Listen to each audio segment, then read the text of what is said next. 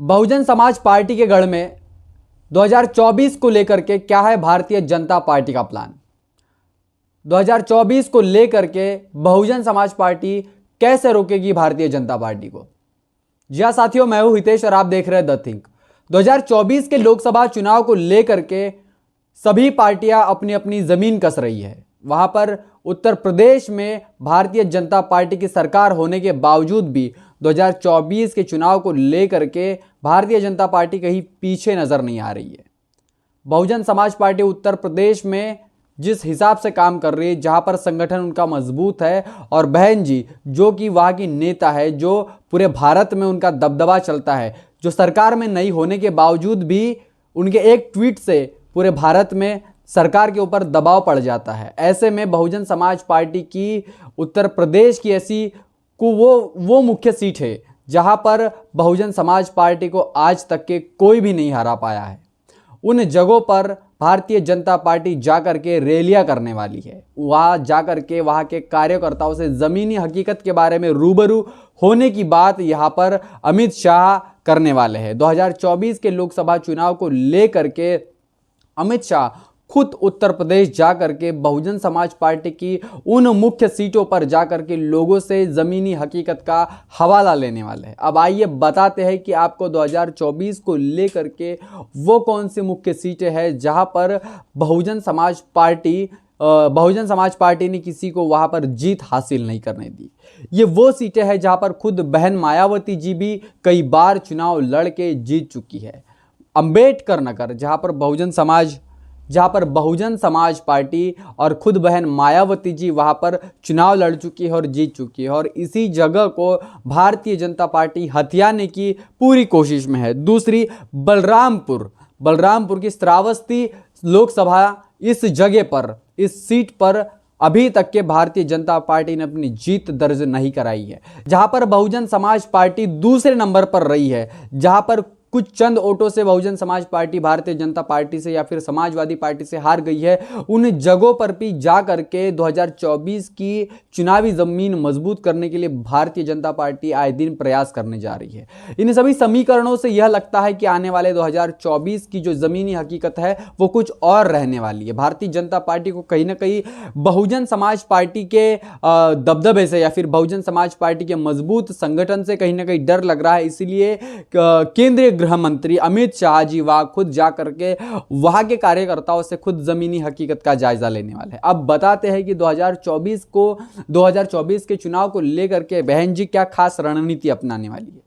बहन जी आने वाले चुनाव को लेकर के जिस तरीके से अपने संगठन को मजबूत करने के लिए पार्टी के पदाधिकारी और कार्यकर्ताओं से वो हमेशा रूबरू होती रहती है, दिशा निर्देश उनको देने के काम कर रही है। पूरे भारत में बहुजन समाज पार्टी समतामूलक समाज को निर्माण करने की बात करती है, महापुरुषों के आंदोलन को पूरे देश में बढ़ाने की बात करती है, और इसी बात को लेकर के पूरा बहुजन समाज जो है बहन मायावती जी के नीतियों पर विश्वास रखता है, और इसी बात को लेकर के हर छोटा बड़ा कार्यकर्ता अपने अपने स्तर पर बहुजन समाज पार्टी और उनकी विचारधारा को मजबूत करने का काम करती है। और इसी बात को लेकर के भारतीय जनता पार्टी कहीं न कहीं परेशान हो चुकी है कि इन मुख्य जगहों पर जहां पर बहुजन समाज पार्टी को आज तक ये कोई हरा नहीं पाया है, उस जगह पर अपनी जो जमीन है, अपनी चुनावी जमीन किस तरीके से मजबूत करने की कोशिश यहां पर भारतीय जनता पार्टी और उनके नेताओं द्वारा किया जा रहा है।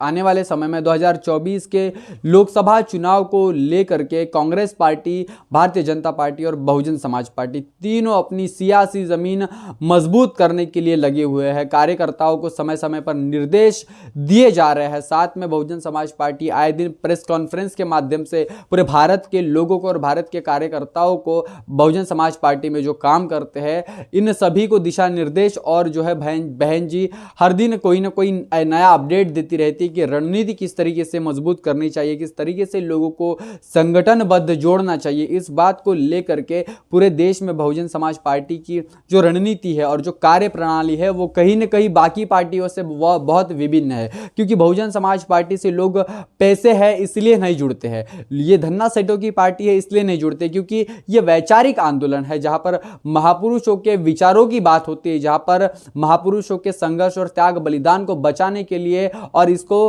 आने वाली पीढ़ियों तक के पहुंचाने के लिए बहुजन समाज पार्टी कहीं ना कहीं प्रयासरत रहती है। इसी बात को लेकर के 2024 के चुनाव को लेकर के बहुजन समाज पार्टी जो स्ट्रैटेजी अपनाने वाली है उसका ही डर कहीं ना कहीं भारतीय जनता पार्टी को है, और इसीलिए बड़े बड़े नेता बहुजन समाज पार्टी को हराने के लिए या फिर उसको गिराने के लिए वो जो रणनीति अपनाने वाले हैं, और उसी बात को लेकर के वो चिंता में है। इस बात को लेकर के बहुजन समाज पार्टी आने वाले समय में अपनी रणनीति बदल सकती है या फिर चुनावी रणनीति इस तरीके से अपना सकती है ताकि ये जो सीटें हैं ये बरकरार रहे और यहाँ से बहन जी का जो दबदबा है वो समय पर बना रहे। साथियों, इस बात को लेकर के आप क्या सोचते हैं, इस बात को लेकर के आपकी क्या राय है? क्योंकि आने वाले 2024 के चुनाव में भारतीय जनता पार्टी को हराने के लिए पूरे देश से प्रयास हो रहे हैं। आने वाले समय की मांग यह है कि सत्ता से बेदखल करने के लिए भारतीय जनता पार्टी को बाहर करना उतना ही जरूरी हो गया है, जिसके वजह से इस देश में बढ़ती हुई महंगाई, बढ़ती हुई बेरोजगारी, गरीबी के आंकड़ों में भारत जो है कहीं ना कहीं नंबर 1 पे पहुंच चुका है। इस देश में छोटे व्यापारी जो है गलत आर्थिक नीतियों की वजह से छोटे व्यापारियों को जो है परेशानियों का सामना करना पड़ रहा है। देश की आर्थिक हालात जो है वो कहीं ना कहीं बिगड़ चुके हैं। इस देश की शिक्षा नीति पर कहीं ना कहीं असर पड़ चुका है। देश में हो रहा प्राइवेटाइजेशन, जिसके वजह से खास करके उन गरीब मजदूरों के ऊपर असर पड़ रहा है जो अपने हाथों पर काम और मजदूरी करके अपने फैमिली का जो है गुजर बसर करते हैं। तो इन तमाम चीज़ों को रोकने के लिए पूरे देश से जो है सभी क्षेत्रीय पार्टियां कहीं ना कहीं काम कर रही है, कहीं ना कहीं जुड़ चुकी है।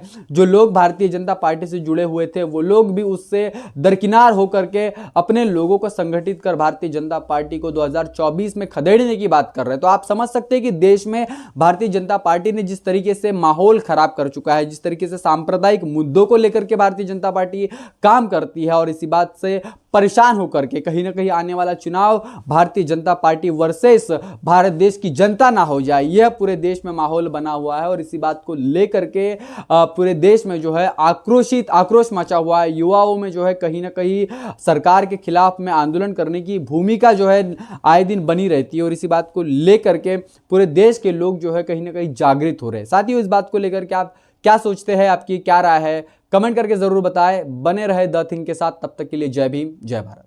बहुजन विचारधारा को घर घर तक पहुंचाने के लिए हमारे YouTube चैनल को सब्सक्राइब करें, लाइक करें, कमेंट करें, शेयर करें और बेल आइकन की घंटी दबाना ना भूलें।